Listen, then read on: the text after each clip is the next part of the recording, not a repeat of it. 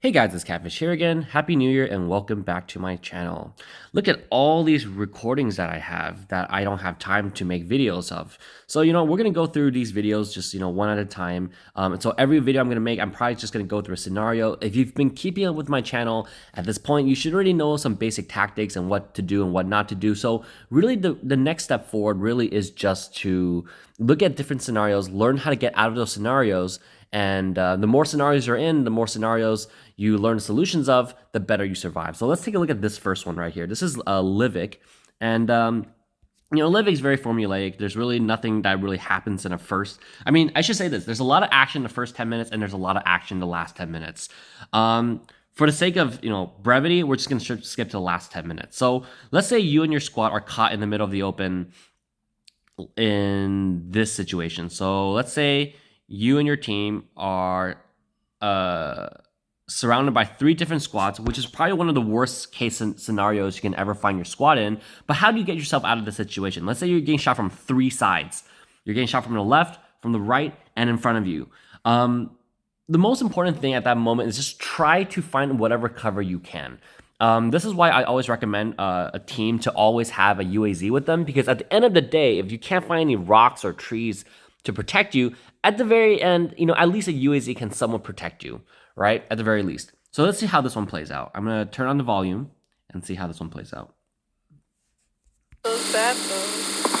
Oh, was it?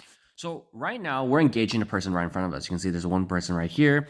And I don't know if you heard this, but we heard another DP-28 shot somewhere over here in this direction, right? In this direction. As of this moment, we don't know if there's anyone over here. We don't know if there's anyone over here.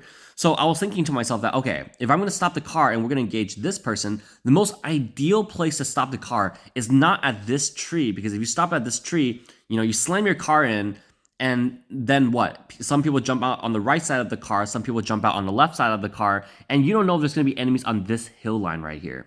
So I was thinking, okay, the best place for me to park my car is probably behind this hill, because this hill provides the most amount of cover that my teammates can jump out of. So the idea is that maybe if you park your car here, your teammates can jump out this way, and then use this ridge line as cover. So let's see what happens, right? Get out.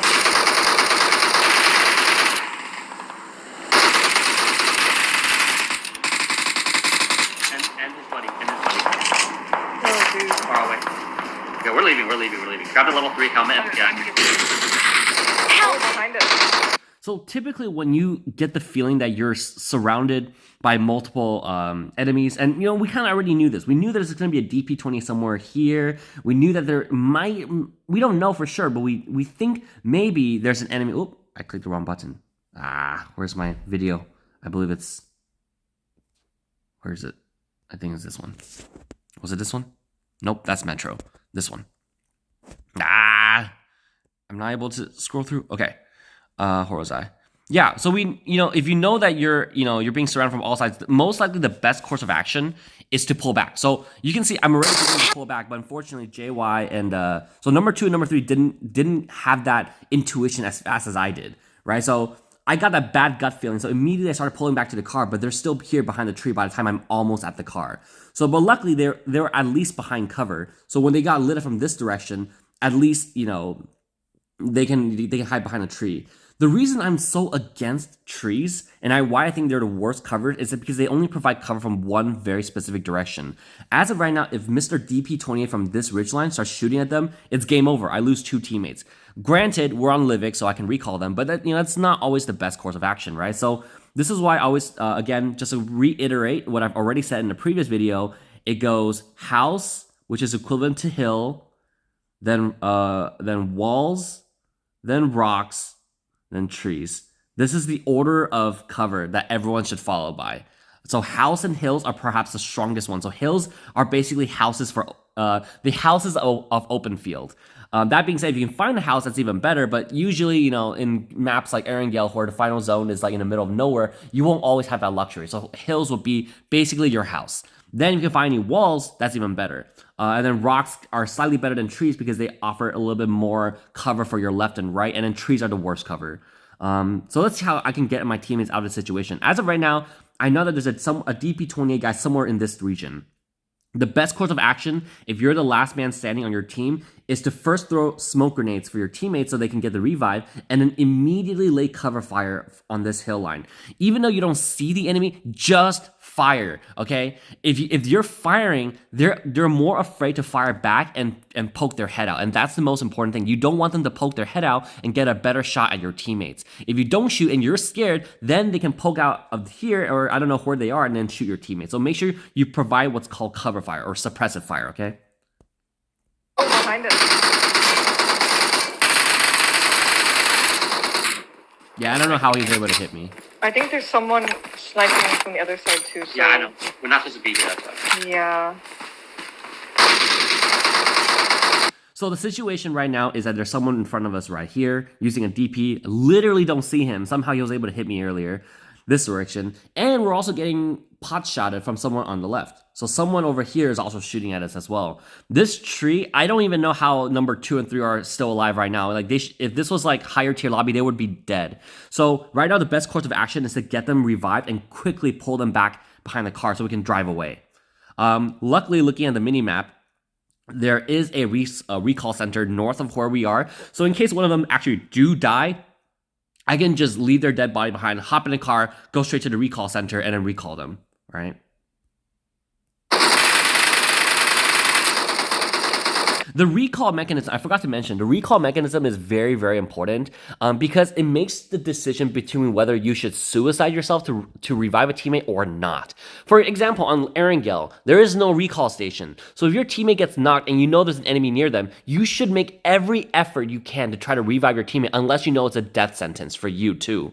If you know it's a death sentence for you too, then obviously don't suicide yourself to go rush your teammate because then that's 2 teammates dead, right? But on Livik, there's really no need that you have to revive them because if they actually do get thirsted, just go to a recall station and get them back. So that's the difference between games that have recall and games that don't have recall. The other thing about recall maps, like maps that have recall, is that enemies can spawn behind you. So be very careful when you just finish killing an enemy, be very careful they can parachute right behind you with an Uzi or a UMP or a Scar-L. So that's with a new update, right? So back then you only spawned with an Uzi, but with the update 2.4, now you can spawn with either a Scar-L, UMP, or Uzi. So just kind of be careful of that.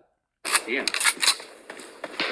Why am I camping on the right side of the UAZ, not the left-hand side? It's because there's a guy shooting at us from the left. In case that wasn't obvious enough, I just want to make that obvious. So I'm still laying down cover fire. I'm not getting any hits. So that's a good thing. That means, because, if I can hit the enemy, that means he can hit me. And if he can hit me, that means he can hit my teammate. So the fact that I'm not getting any hits means that good. That means he's not able to hurt my teammates.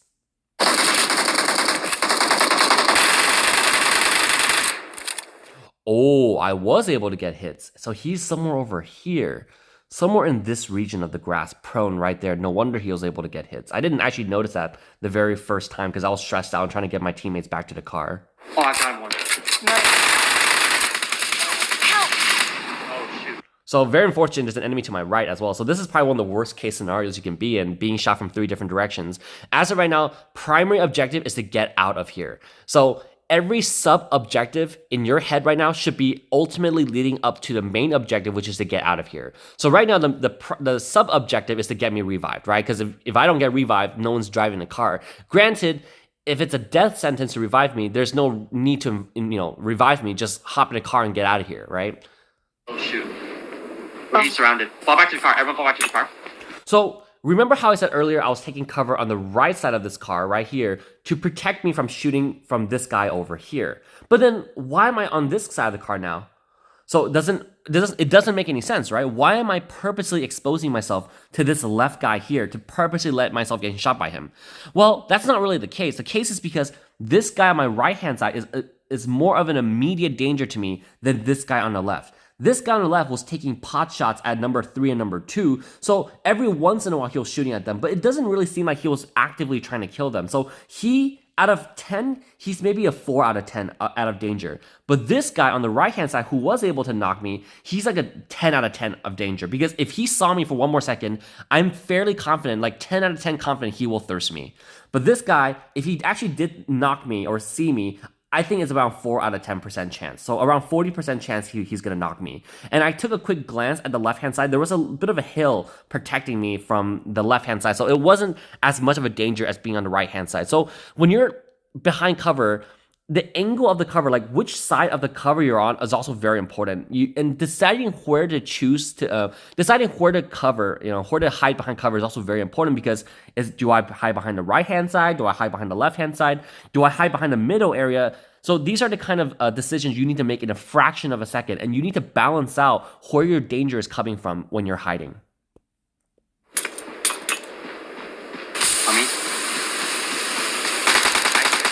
So right now, unfortunately, the best course of action for number 3 would be to fall behind the car. There's really no reason for him to be there at that point.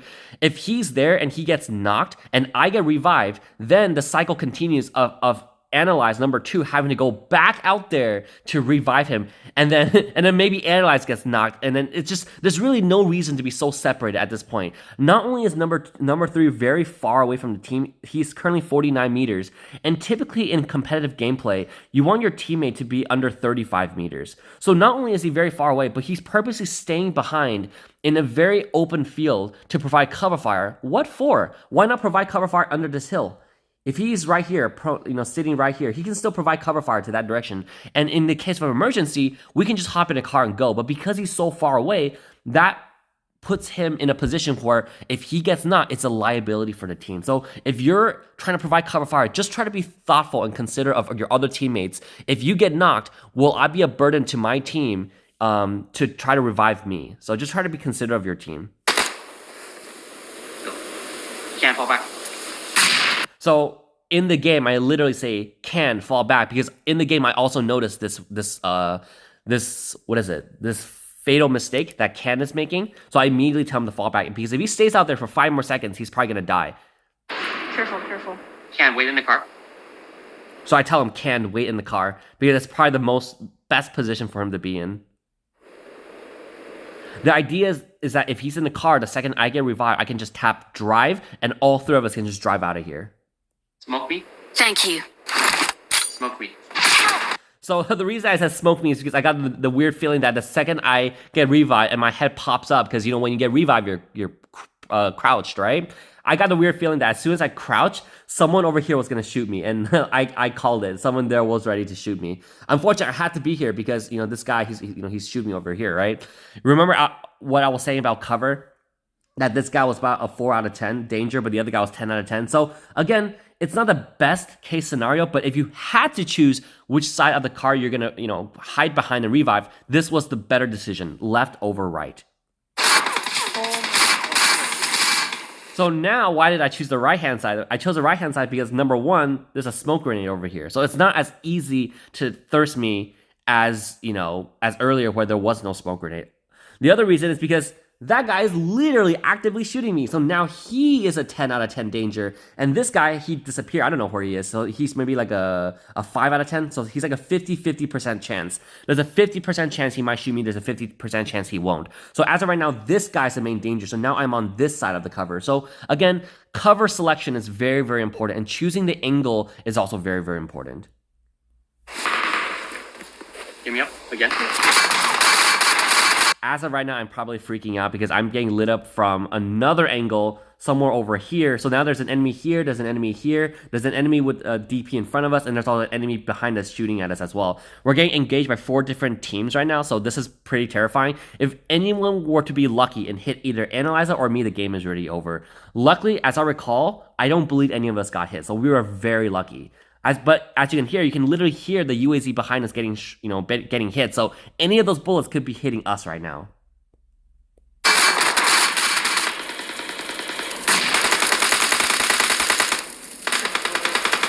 Help! Thank you.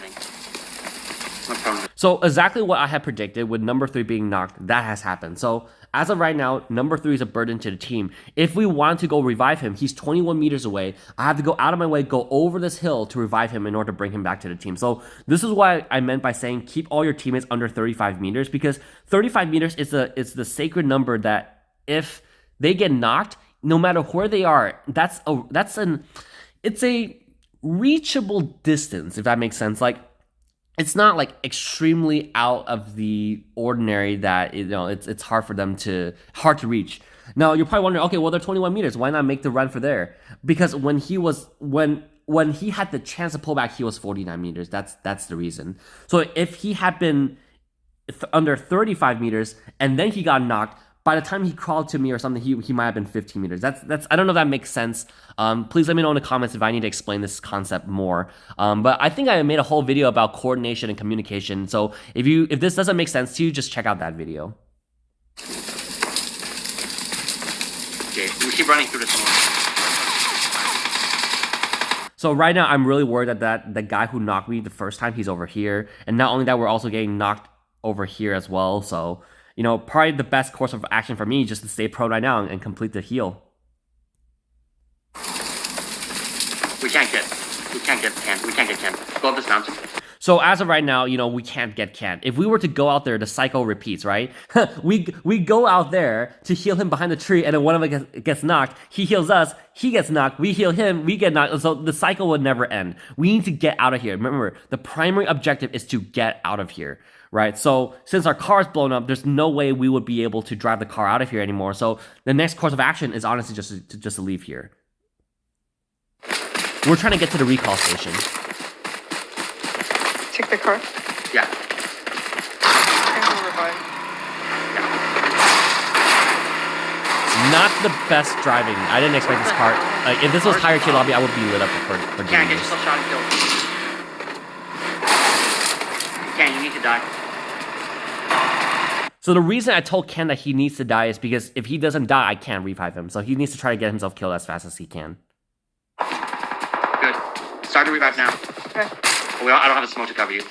So the reason I said I don't have a smoke to cover you is because rule number one, okay, well, first of all, if you stop your car for any reason, or if you stop and you're standing still for any reason for more than 5 seconds, you should smoke up. Whether it's reviving a teammate, or looting up a dead body, or at the airdrop, or let's say you're driving a car and someone accidentally taps exit and you have to stop your car in the middle of the field to go back out there to revive them, for any reason, if you have to stop your car or if you have to stand still for more than 5 seconds, out with no cover, you have to smoke up. At least 2 smoke grenades. One in front of you, one behind you. So that provides you cover because you don't want to throw the smoke grenade on you because then the radius of the smoke isn't enough to cover you. You want to throw one in front of you and one behind you. So 2 smoke grenades. Luckily, this is not Conqueror tier lobby. I think this is just Ace Master, so it's not that bad. But if you're in Conqueror tier lobby, not throwing smoke grenades is a death sentence in open field maps like Livik and Erangel and Miramar and pretty much every map. Only Sandhawk, you don't really need to throw smoke grenades because the whole map is a smoke grenade. Is when it's misty and there's like grass everywhere, and that's actually why Sandhawk spawns so few smoke grenades. In case you guys were wondering. I don't have either. But unluckily, I don't have smoke grenades, so this is one of the worst case scenarios you can be in. So, I don't know, maybe I should title this video worst case scenario. I'm recalling a teammate. They're coming. Oh, the enemy's coming. Yep. Thanks.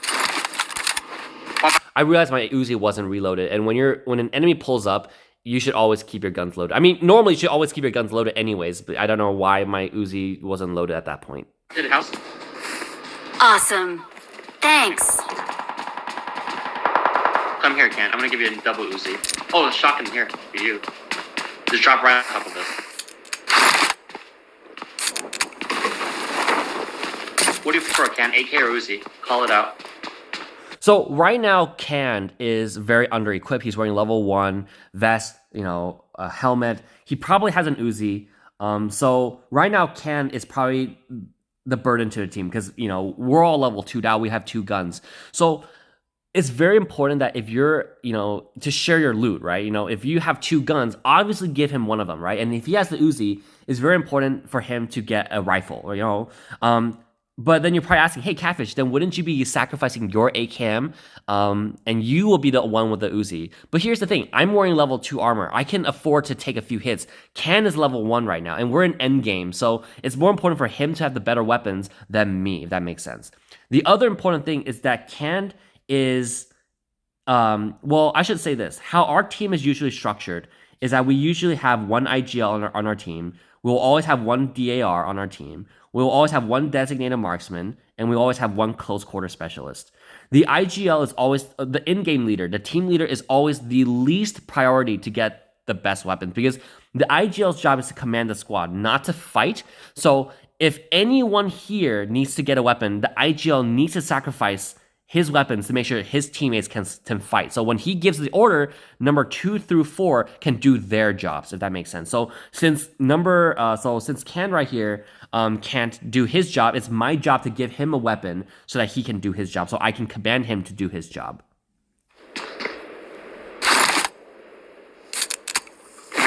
Max out AK on me. Come here.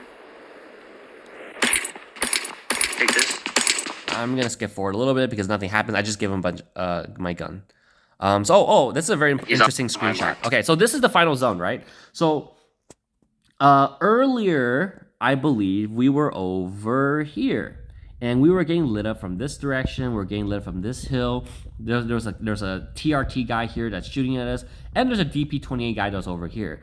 Looking at from this map gives a much better view and idea of where everyone is. So if you can see, where we were is probably one of the worst positions we can be because we're getting shot from literally every direction, right? Luckily, our car was over here and it kind of got blown up. Not really, but it's on fire right now. But so so as you remember from earlier, I ran over here and I started revive over here. But now it's the final zone. So there's only 3 compounds left. It's over here. I mean, I guess 4 compounds. There's one, I guess 5, right? I can't count 1, 2, 3, 4, and then this kinda 5. So right now, we know for a fact that there's someone over here.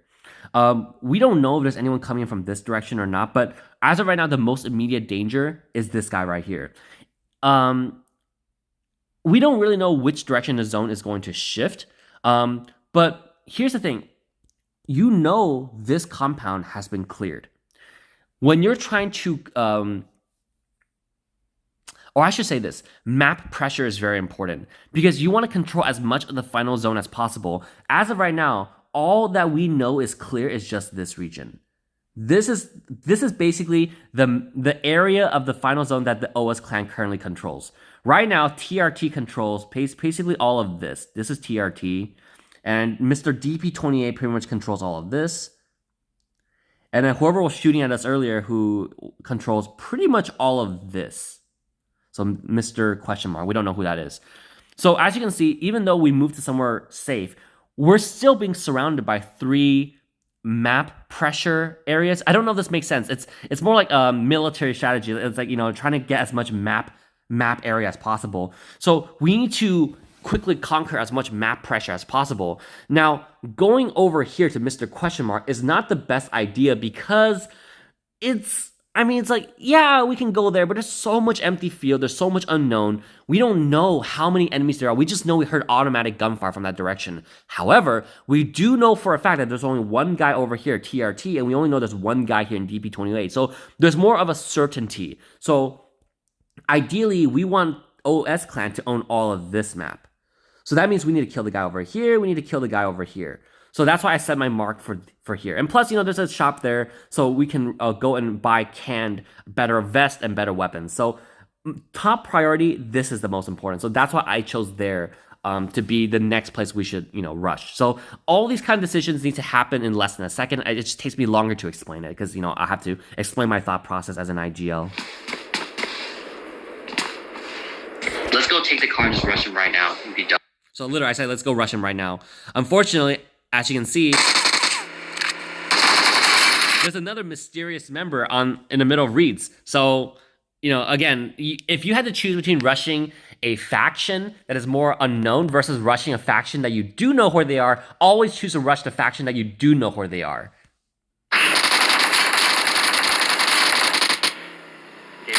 Okay, it was lucky enough that no one got knocked out of the car in the middle of the street. That was incredibly lucky.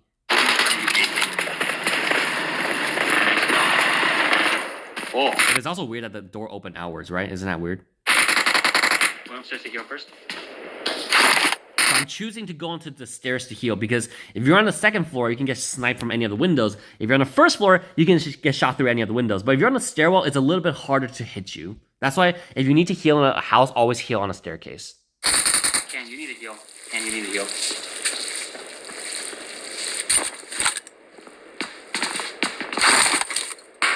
Where's the guy you guys failed to shoot from the car?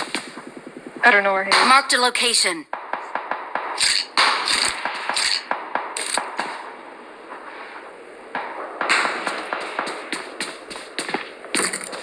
Close all doors so less grenades can come through. And so it's one additional cover. Can after this game, I'm gonna give you a good score on teamwork. I'm gonna switch. Oh, what the heck? Behind us. Dude. So as of right now, if you look at the zone here, if I were to zoom all the way in, I mean the what is it called? The damage location indicator kind of already tells you what I'm about to show you. There's an enemy over here. We have an enemy right here on the mountains. We have another enemy over here. We have one enemy camping here behind the rock, and we also have enemies over here. So, not everyone's gonna be a full squad. In fact, we're not even a full squad. We're just a trio. So as of right now, we're kind of getting shot from every direction. Luckily, it's not really every direction. We're for the most part, everyone's in front of us. It's almost like a gut feeling as an IGL. It just so happens that we have the final compound in this zone, and we're almost center zone. So I don't know. It's almost like the more experience you play, you kind of just have an idea of where the zones are going to shift. And the more games you play, the more experience you gain as an IGL, the better decisions you can make, because somehow you just kind of know, like you get a better gut feeling and you get a better intuition of how things are going to happen. So yeah, right now we have, we're getting shot from 5 directions. Luckily, we're in a house. And do you guys still remember the order of cover? House is number 1, which is equivalent to hill. And then, what was it? You guys know, right? I don't need to tell you guys. Right? Walls, right? And then rocks, then trees, right? So we're in a house. So we're pretty good right now.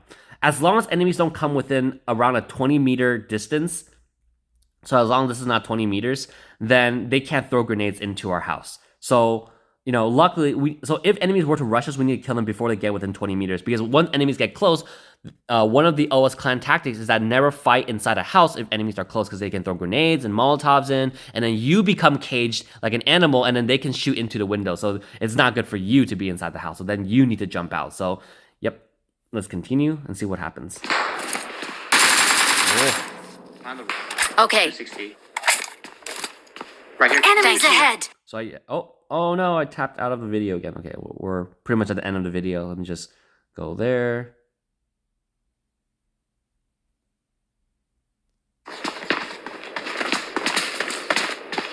Okay, we are efficient in a very strong location. Prevent enemies from pushing up, otherwise they'll throw grenades, and then it won't. So literally, like I said in the game, prevent enemies from pushing up, otherwise they'll throw grenades. This is a very strong location. Other team are going to want to grab it. And if they push up, they can throw grenades and flush us out. So don't let enemies push up if you're using a house. See the dude. So again, if you guys can't see it, there's a dude hiding right here. I don't know if you guys can see that, but there's a guy hiding right there in the grass. He didn't, I see. Enemies ahead. Oh my god, I don't know why I keep tapping out of the video.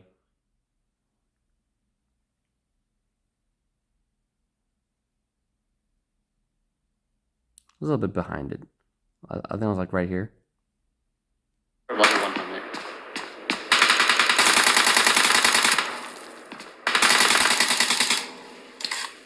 Nice.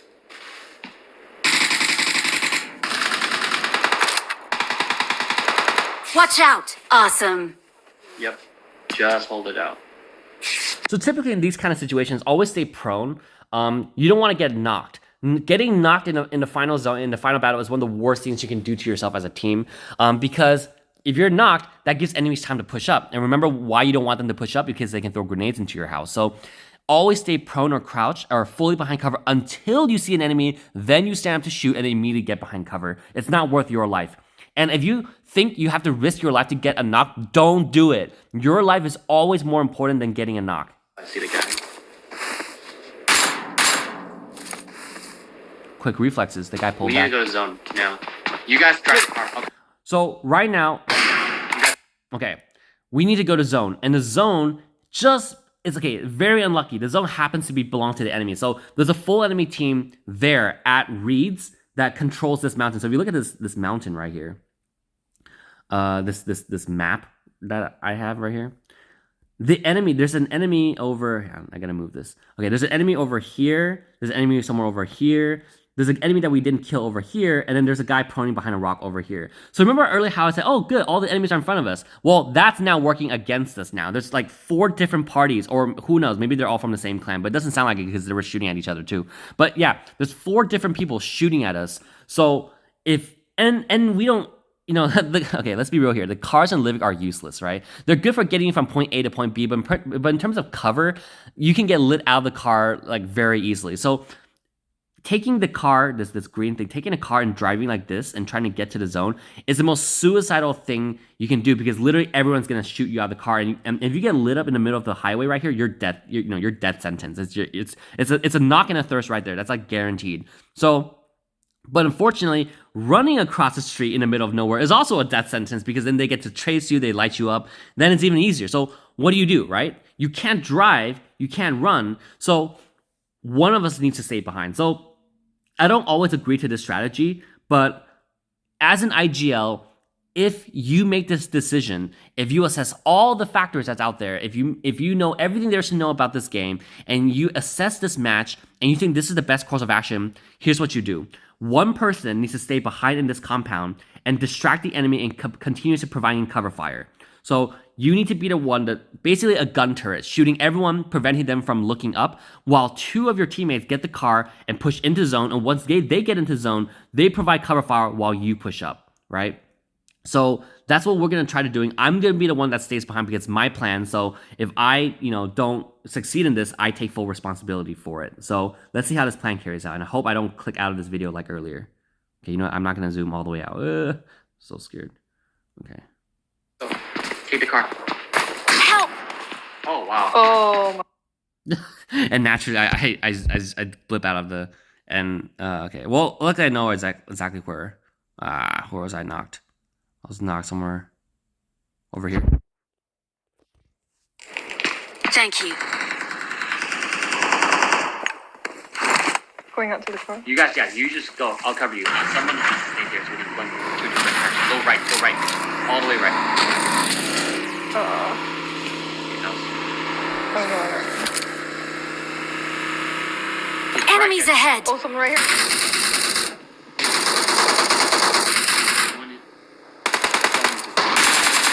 There was a guy camping right next to our compound this whole time, and he didn't throw grenades at us. Very unusual.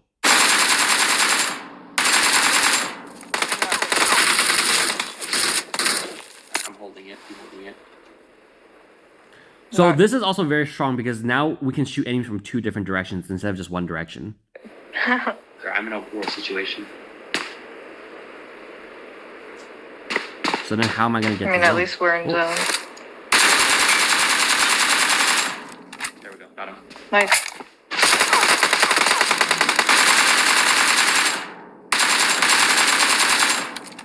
Okay. Oh, you need to get. Yeah. As of right now, my job is already completed. So as of right now, my survival isn't very useful to the team anymore because I took care of 2 people who was able to flank number 2 and 3. Granted, if I could make it into zone, that would be even better because 3 people is better than 2 people, right? But as of right now, if I don't make it into zone, it's not that big of a deal anymore because I did my job, right? So again, it's not ideal, but remember, we're in a very bad situation, so that was the best I could do. Help! It's okay. They're on the mountaintop. Don't forget about me. I'm the bait. He's coming into zone now. Enemies ahead. Light him up. He's standing on the top of the rock. You should push. You should be in the front. You're the bullet magnet. You're supposed to be the one getting the shots. Push. You're good. Okay. Okay, good. Nice. Good. Good job, Ken. Okay. All right, that's pretty much it. Please let me know what you like about this video. Please let me know what you dislike about this video. Let me know if I didn't explain something clear enough. Again, most of this stuff I kind of already covered in previous video. At this point, it's more just like, get used to more scenarios, get used to more situations. The more you learn, the more you find solutions to more situations, the better decision you can, the better decision maker you can be in the future because you're more experienced. Anyways, that's pretty much it. I'll see you guys in the next one.